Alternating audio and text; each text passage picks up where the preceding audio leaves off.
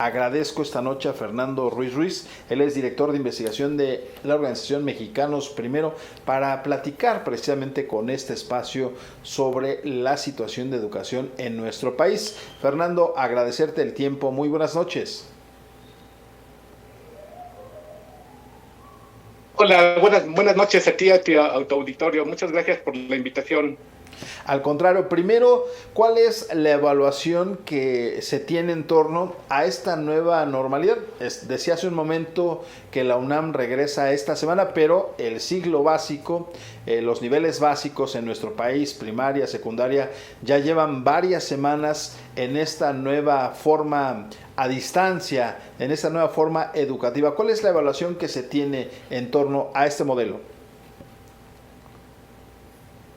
Muchas gracias. Sí, mira, estamos iniciando la quinta semana de transmisiones televisivas y bueno, no es nada extraordinario a lo que nosotros habíamos esperado. Y digo, es una buena noticia que podamos tener un tipo de conexión educativa con nuestros alumnos a través de la televisión en este caso.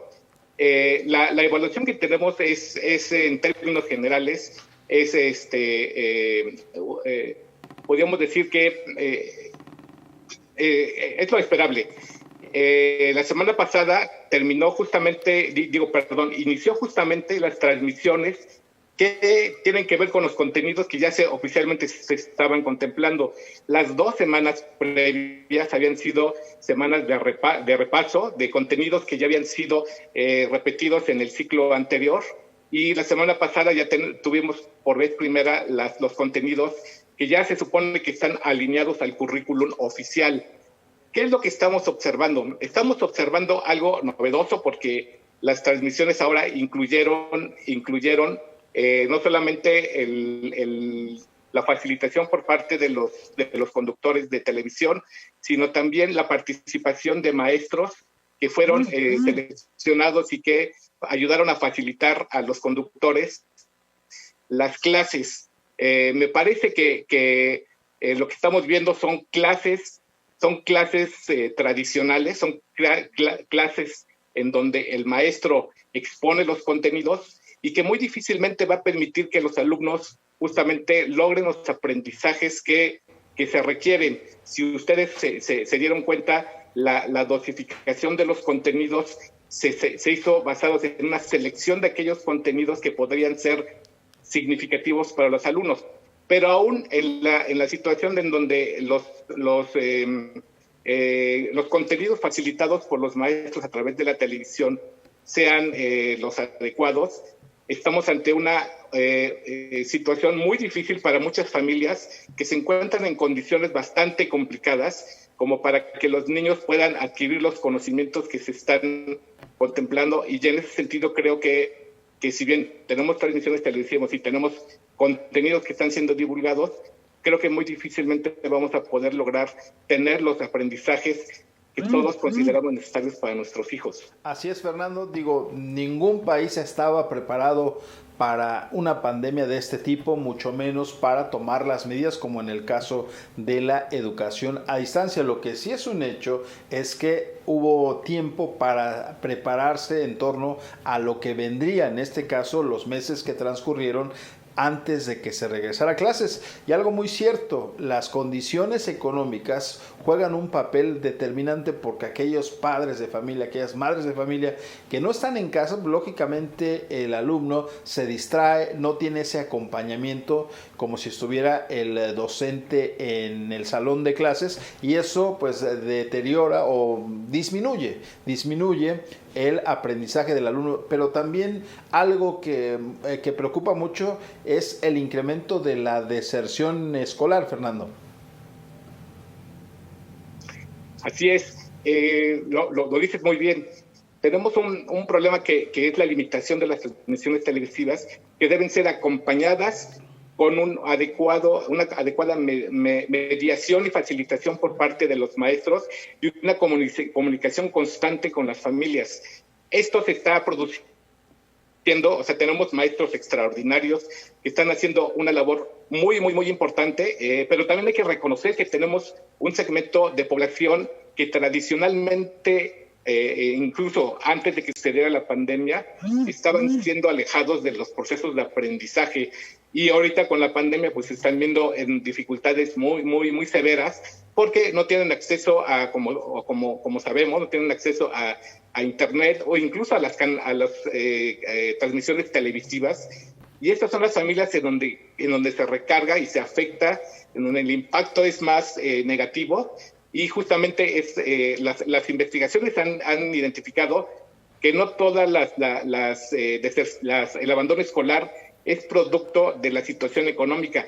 También hay un abandono escolar que es producto de la falta de procesos de enseñanza adecuados y pertinentes, en donde los niños con frecuencia reprueban en las aulas, y esos terminan por abandonar la escuela, y eso es justamente lo que nosotros estamos muy preocupados, no solamente nosotros, muchas organizaciones de la sociedad civil lo han dicho, que el abandono escolar es un hecho que se va a incrementar de forma notable, y desde este momento tenemos que empezar a tomar medidas al respecto. Ya algunas organizaciones han iniciado una campaña para tratar de concientizar a los docentes y a las familias de la importancia de que el niño no abandone la escuela justamente en este momento. Y comentando también en relación a este aspecto, es muy importante en ese sentido que el presupuesto que se asigna a la educación no tenga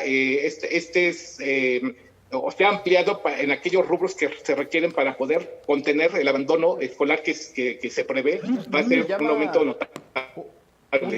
Un tema importante que comentas, Fernando, precisamente porque en el presupuesto de egresos del próximo año, hasta donde tengo entendido, habrá una reducción para las escuelas de tiempo completo, pero por el contrario se va a beneficiar el presupuesto para las universidades Benito Juárez, que pues tienen ahí problemas con la reglamentación y los programas no son adecuados. Esta situación todavía va a agudizar la situación educativa de nuestro país con este recorte que se prevé, sobre todo en las escuelas de tiempo completo, Fernando.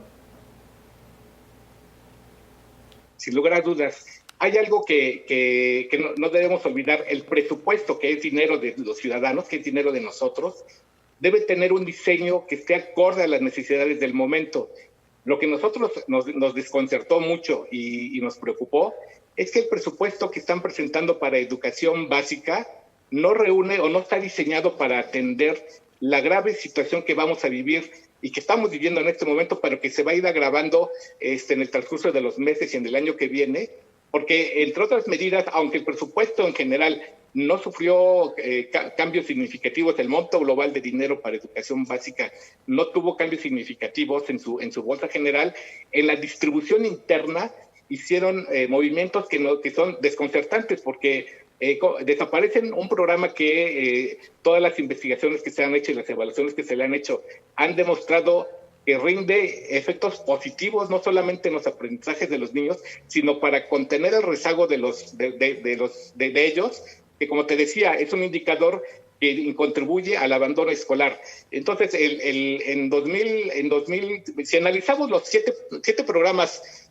educativos que están orientados hacia fomentar la mejora de los aprendizajes de los niños y por esa vía también a contener el abandono escolar, tenemos una reducción brutal. En 2019 se habían asignado 15,000 millones de pesos, en términos generales. En el año 2020, 10,000 millones de pesos, y este año se le asignan solamente 3,000 millones de pesos, que significa realmente muy poco, y eso es una mala señal de lo que puede estar ocasionando. Y en efecto, hay programas que tuvieron un incremento, pero lo que estamos nosotros exigiendo es que justamente este programa de la escuela de tiempo completo, que en el caso del Estado de México afecta a más de 1,300 escuelas, 10,000 maestros y más de 300,000 niños, va a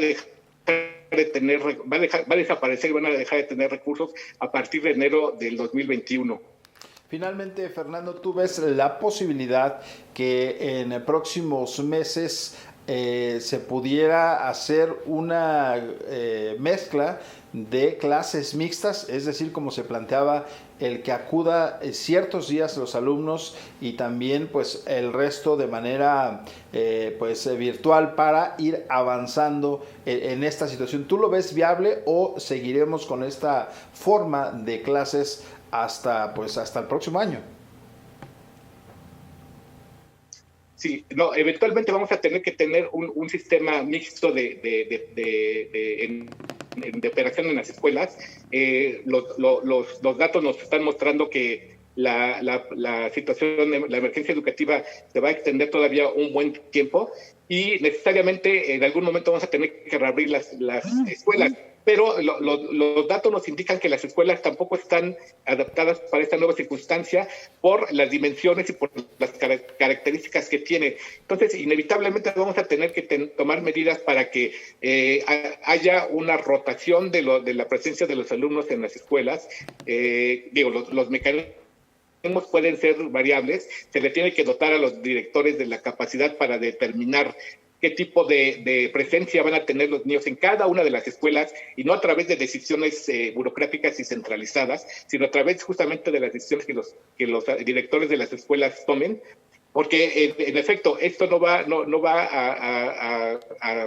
la situación no va a desaparecer de manera inmediata. Entonces, en ese sentido, también el presupuesto, como te decía, tampoco está diseñado para eso, porque el programa que estaba pensado para fortalecer las capacidades de los maestros para dar educación a distancia, educación a través del Internet o a través de clases guiadas por la televisión, ese programa también sufrió un recorte brutal del 50%, que no está acorde a los retos que tenemos. Hay que recordar que no solamente la educación a distancia claro, es necesario para que los maestros tengan las habilidades, sino también que los maestros tengan las habilidades para el manejo socioemocional, incluso también para poder hacer adecuaciones al currículum y adaptar las necesidades de aprendizaje del niño, que como te he comentado, debido a la circunstancia, vamos a tener niños que sin lugar a dudas van a tener un aprendizaje normal y otros niños que van a estar con aprendizajes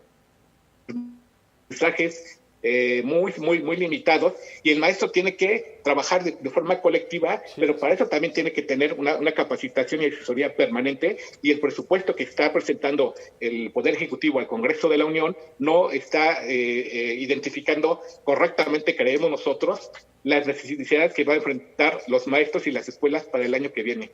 Pues complicada la situación y que muestra también el lado de la desigualdad social en torno a esta nueva forma de educación. Muchísimas gracias al maestro Fernando Ruiz, director de investigación de Mexicanos Primeros, por esta charla, y lo volveremos a buscar precisamente para ahondar sobre más temas de educación. Muy buenas noches.